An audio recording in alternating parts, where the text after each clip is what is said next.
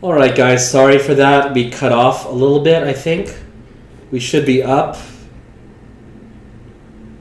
So I'm going to wait here until we get the stream going again. So we are live now. Sorry for that, guys. We are now on part 2 of the video. So it's on another link in case you are in the chat from part 1. So you'll just need to go through a different link. So I'm still going to answer the questions that came in. What is the biggest mistake that romance publishers make? Following the wrong people or not help.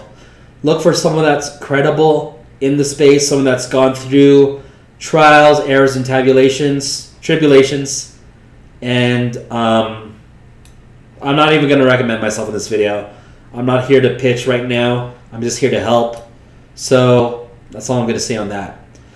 If you have several pen names, how do you create several author pages through KDP? Yes, so Amazon allows you to create unlimited pen names, and you are allowed to create unlimited author pages through Author Central. However, you are limited to 3 author accounts per email in Author Central.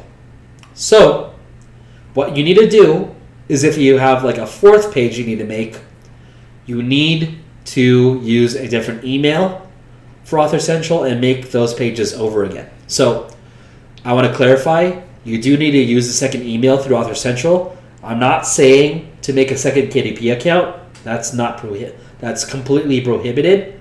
But you are allowed to create a second email for Author Central and have another set of pen names. And you can do that over and over.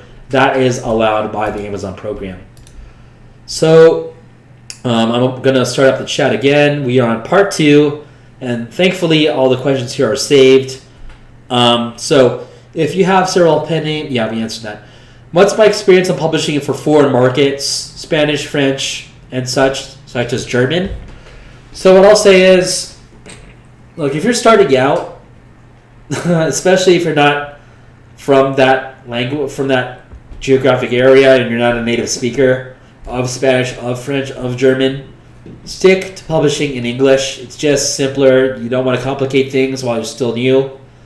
But what I will say, guys, is that from what I've seen, and it's on my account firsthand, publishing in Spanish can yield results. It can sell some audiobooks. French, I don't have experience with. German is a hot market right now. Chat might be disabled. One sec. So, restore chat. No, chat should be working actually. So guys, if the chat's working, please respond. If not, let me know. So, testing, my chat went through. If you're watching part 1, make sure you turn off that chat and then go to the new video and go through the chat there. So I'm still going to answer questions here. So I would say if you've got the money and you know what you're doing with publishing, you can experiment with Spanish and German. I don't know about French. It's costly to translate in German. It's not as expensive to translate in Spanish, but you don't want to use Google Translate for Spanish or Portuguese or anything like that. That's how the Mickelson twins end up getting banned from Amazon, is that they tried translating books into Spanish or Portuguese using Google Translate, which is obviously not going to be anywhere near perfect, and they got a ton of bad reviews. And if you're putting out low quality books, guys, Amazon is going to axe your throat. So that's the way it goes. So again, guys, if you have questions and you're in part 1, you got to exit part 1, go to part 2, make sure you're in the right chat, and let's get some more questions in. So hopefully I didn't kill the chat, or else I'm just going to use my phone from now on. So if any of you are watching, can you test the chat? I don't see anyone putting messages in. Just let me know you're able to continually ask questions. Just checking the stats here. The damn coronavirus is eating up my chat. That's what I'll say. So, okay. Anything else, guys? Otherwise, if you're new to Kindle publishing, and you want to learn more, I would say, first off, start out with free resources. There's free resources on YouTube. So my channel's got a lot of stuff. I know some of it seems a little bit slapstick, a little bit stupid. You can ignore those videos. But there's a lot of golden nuggets with a lot of content on my channel.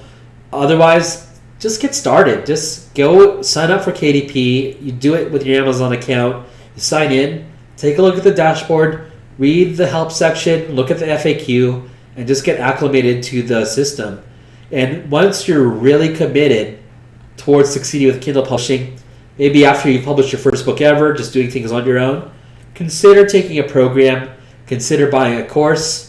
Now, I'm not here to sell you like a $1,000 course right now. I'm just saying I have got a course on Kindle publishing that's just $47, one-time payment, 100% refundable within 30 days, no risk. Like, seriously, it's 100%. If I don't respond to you in like responding you, charge it back. Charge it back. I won't even dispute it. It's all good. We can still be friends. I get it. And if this is not going to be your thing, and you can learn everything you need to know with making money online with Kindle publishing. So I would consider it a very low monetary investment. It's risk-free. Literally, you can get refunded 100%, no gimmicks. I am happy to give you back your money. And if there's like even a one delay in my response, just charge that back. And you'll get your money from the bank and it's all good. So that's what I have to say. For some reason, guys, I don't know why I'm not getting new messages. So let's check here. Otherwise, I might have to call it for today. Maybe I can switch to Facebook, do a part 3 for Kindle publishing and go that way. So I might switch to Facebook after this. But guys, otherwise, we might have to call it wraps for now. It's not working. It should be working. We're showing being live. I'm just going to switch off to Facebook, guys. If you have any questions with what you want to see more of, leave comments below. Otherwise, let's switch to Facebook. And if you want to learn more right now, let's switch to Facebook. Go search for The Publishing Evolution, my free, 100% free Facebook group on everything for publishing. It's got over 1,000 members. I think we're closing in on 1,100. For some reason, I can't get my chat through here. And so I can't see the chat, guys. My apologies. I can try to refresh it, and maybe that'll work. It works now. It works now. Awesome. It's working. So here, we don't have to cancel. We don't have to go to Facebook yet. So let me open up the questions. It's working, guys. My apologies.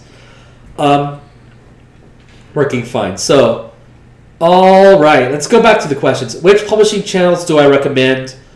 Someone who's not doing the same stuff as anybody else. Okay, first off, Boo, you want the link to Evolution.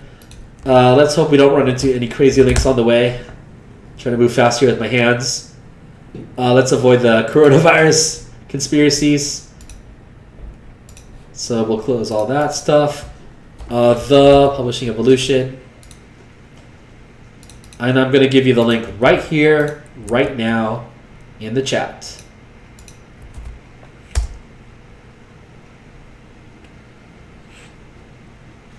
So there's a link to the group. I'm glad we're all back online here. So what publishing channels do I recommend? I did do a tier list for a lot of course creators who do have publishing channels. So it varies. If you want to learn about the industry and about everything related to fundamentals, foundations, I'm going to be unbiased here, guys. Dale L. Roberts is the man. I would say, I think he has at this point the largest self-publishing channel on YouTube. He is still, in my opinion, highly underrated in the space. So as prolific as he already is, he's always featured in conferences. He's formally partnered with the biggest authorities on the space. Whether, I'm not going to make false things here, but whether it's Lulu Spark, talking to Ingram Spark, he's got the contacts in the industry. He is legit. There's nothing fishy about him. And he's a cool dude. He used to be a pro wrestler. He's been a personal trainer. He used to be jacked and crazy, but now he's the ultimate guru in publishing. So Dale L. Roberts, Self-Publishing with Dale, is the best. So check out his channel, subscribe, go to his live, show up, throw some bananas, and ask questions. And he's a real good guy, and he'll help you. For low content, other than myself, Kelly Roberts is a good source for low content. Her channel has a vast archive of content related to that genre of publishing, so check that out. Other than that, I mean, I'm just trying to be very selective with who I recommend because there's just so many personalities out there. There's Chris Fox. Chris Fox is excellent. Dave Chesson, excellent source for publishing info. Very high profile guy. There's various authors who have their own channels that are excellent. Sarah Cannon, I'm being told, is good.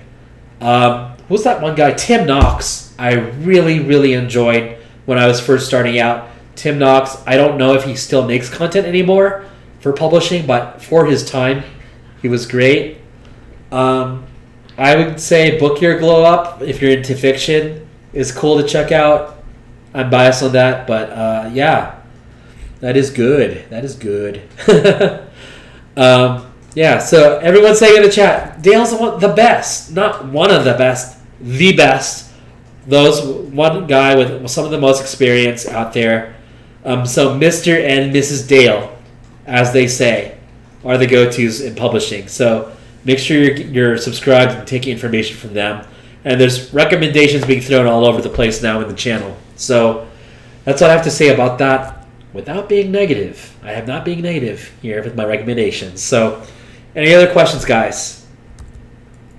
I know you guys must have questions. So, ooh, Tim Knox got burnt out. That's sorry to hear. He's a good guy. I know he's written his own books. He's been a top-level ghostwriter. He's made buku bucks being a ghostwriter for some of the top authors in publishing. So he's got very high credentials and accolades.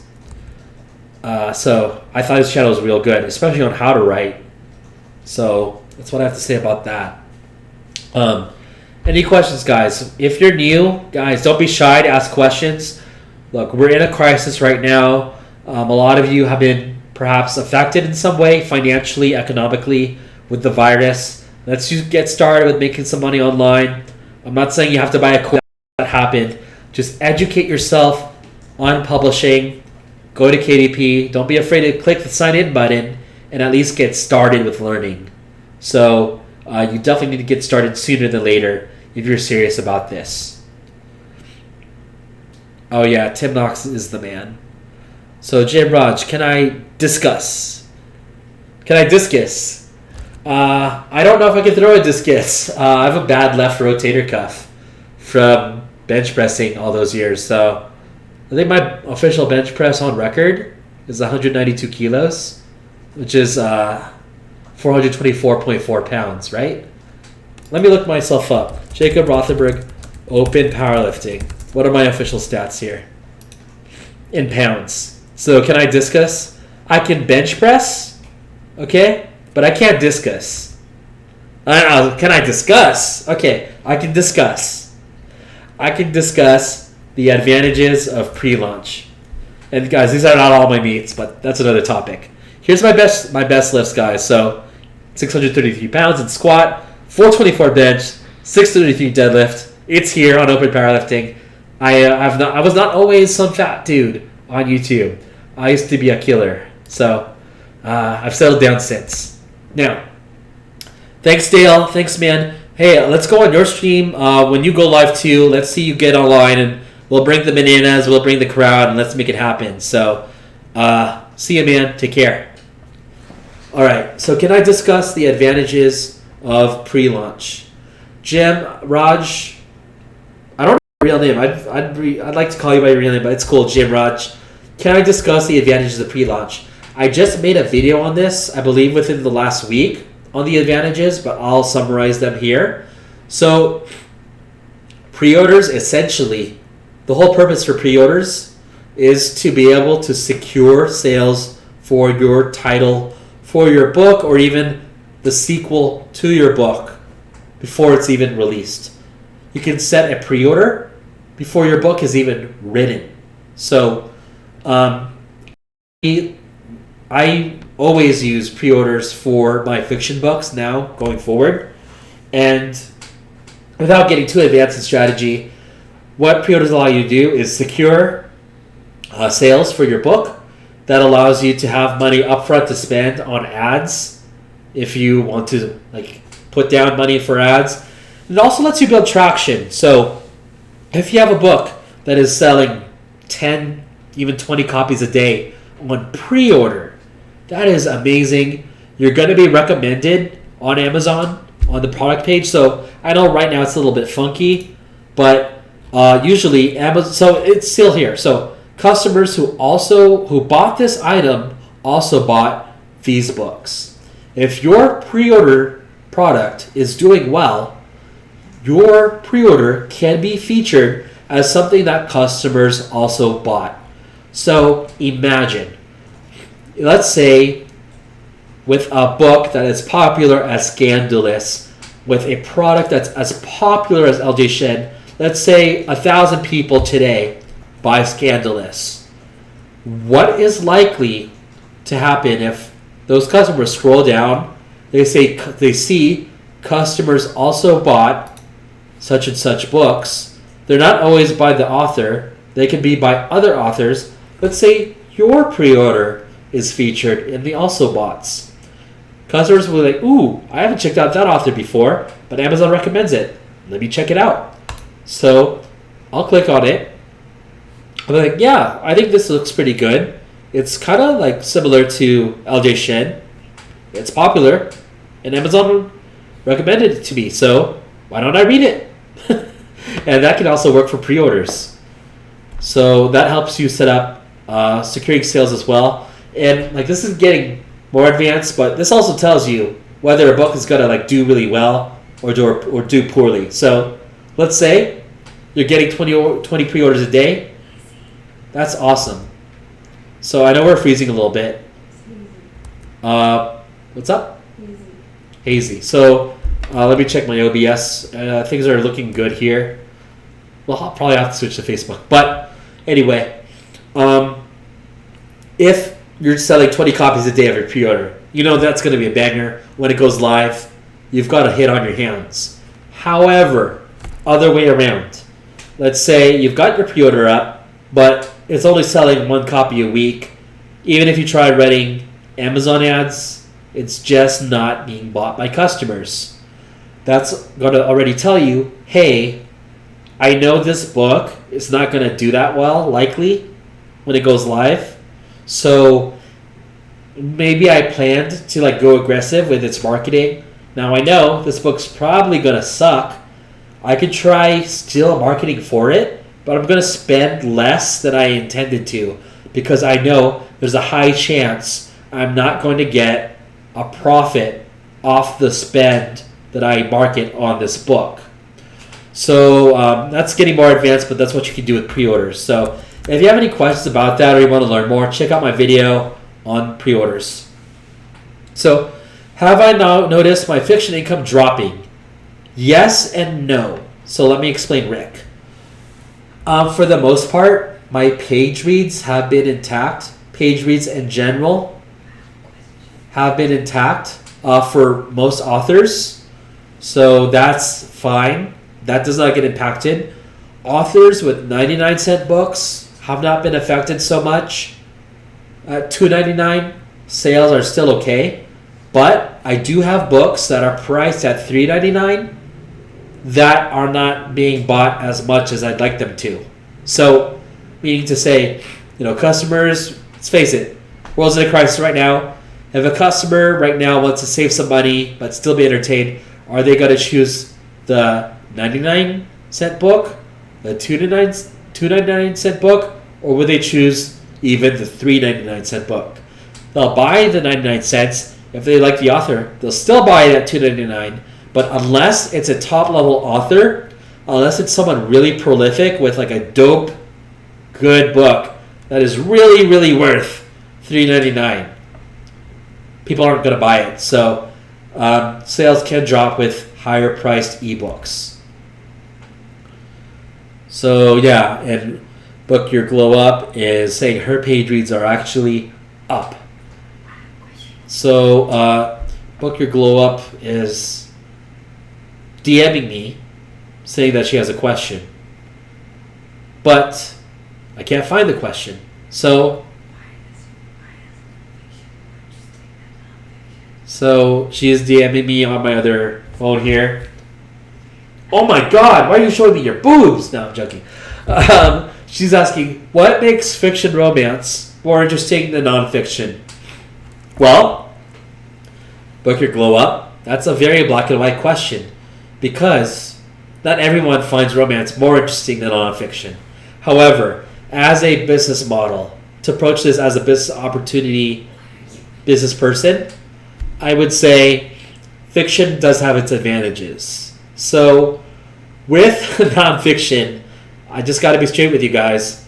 It is going to be a lot harder to get reviews for your books. Is it possible? Hell yes, it's possible. You just need to put some effort to gather reviews. However, people in fiction are voracious. They love reading smutty books. They love bad boys, billionaires, guys with abs, biceps, and they love leaving reviews. So, people want to leave reviews on the books.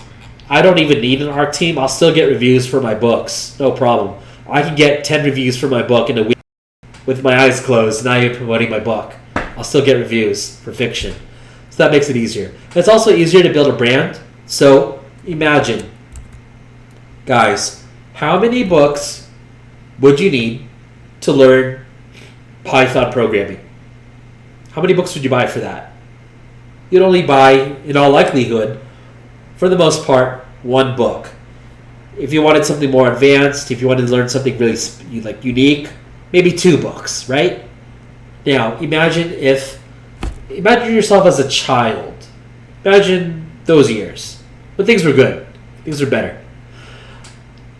Let's say there was a series you really liked, whether it was The Hardy Boys, Nancy Drew, The Boxcar Children, Goosebumps, Animorphs.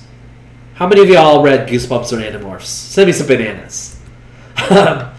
If you enjoyed one Goosebumps book, you read the whole damn series. So my first Goosebumps book was The Haunted Mask, number 13, Devil's Number, and I ended up reading 40. My mom ended up buying me 40 Goosebumps books, and R.L. Stine made some money off of me.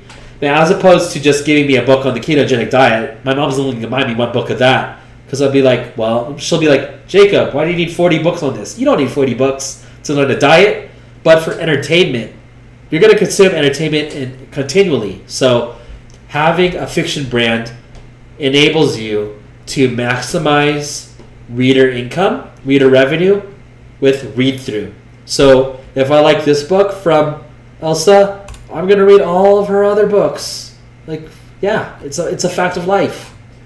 So that, as a business opportunity, allows me to scale up much, much faster than I would in nonfiction. Now, there's going to be some unicorns out there, no pun intended, who have done extremely well with nonfiction that scaled fast. There are exceptions to the rule, but in most cases, you just scale faster and make money faster with fiction romance. But there are also implications with that. Okay, hey Matteo! Matteo's here. Bro, hope you're doing well. Are you still in Italy? I know, gosh, we even get the news here from the States. Matteo, hope you're doing okay. Hope your family's doing all right during the crisis.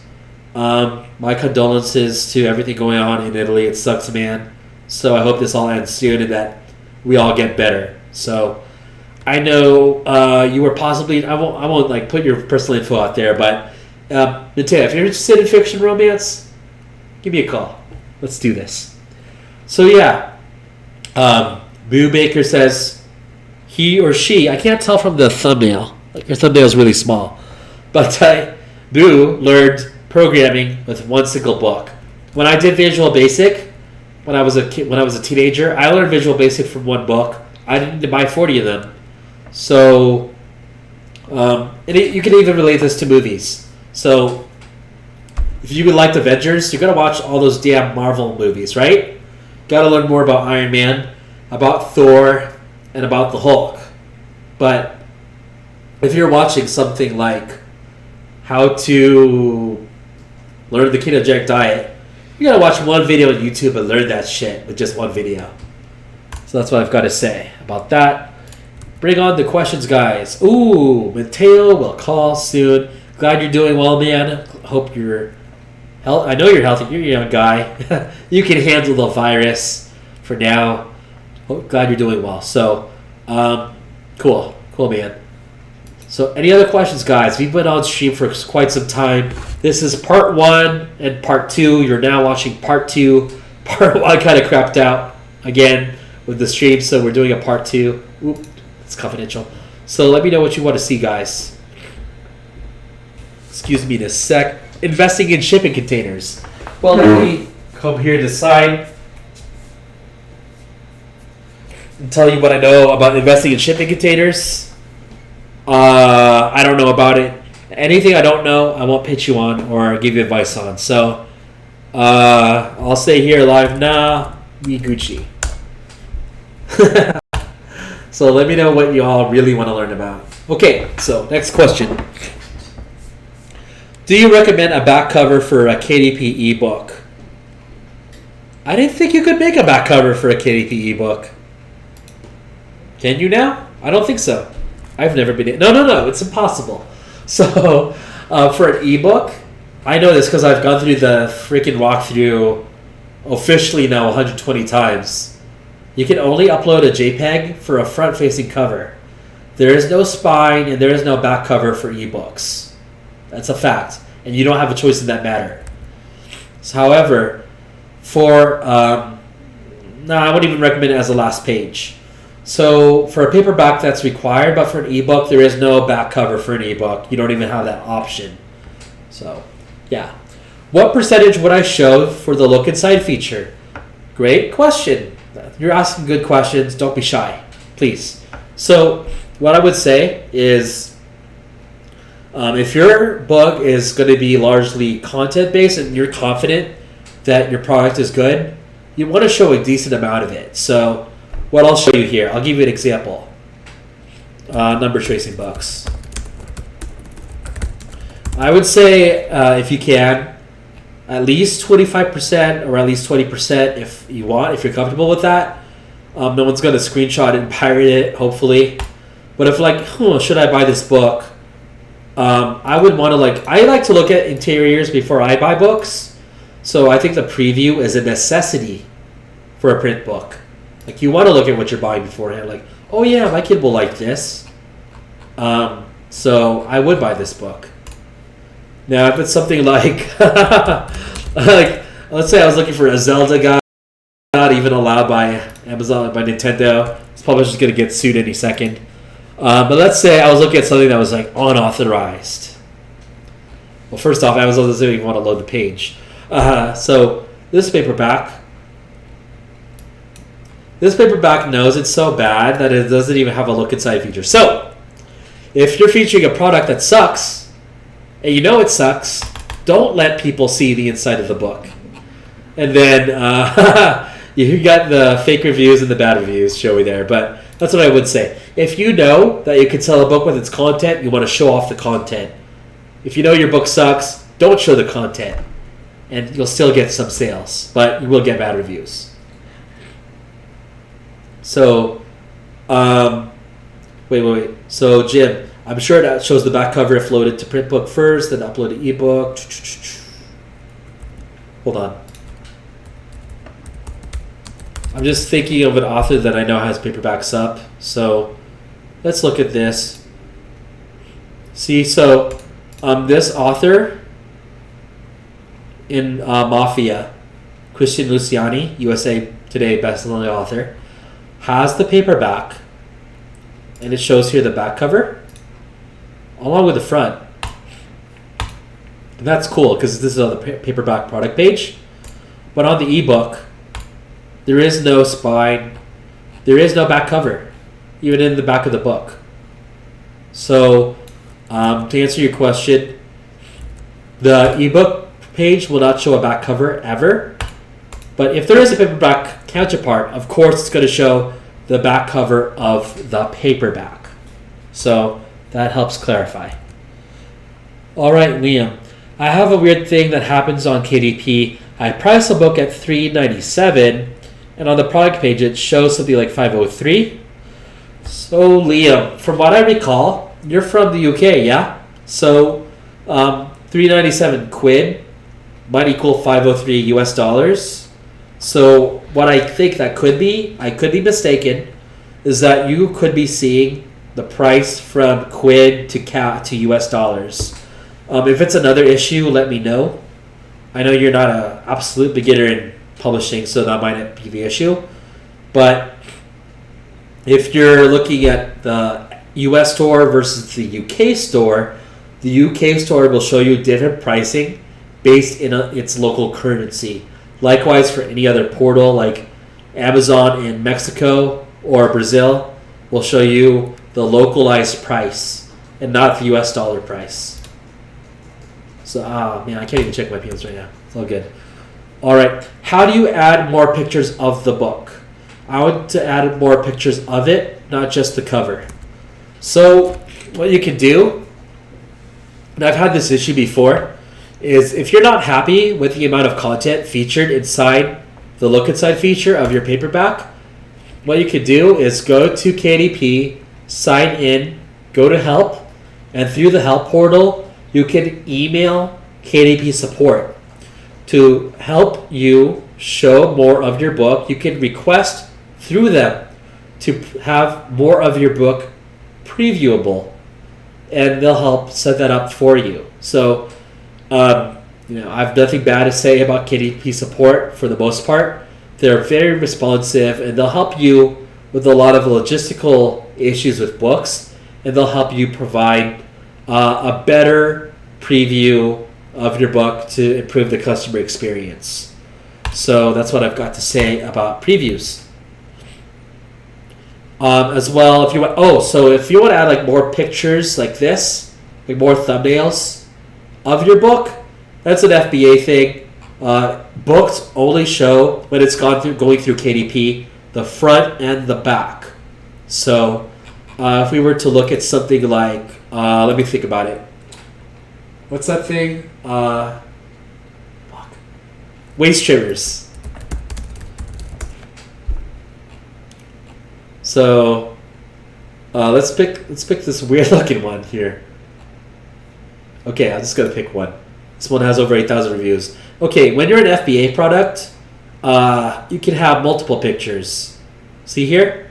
So you got fake boobs, measuring chart, fake boobs, trimmer, cool looking page. You can't do that with books. Books is paperbacks, front cover, back cover. Ebook, front cover only.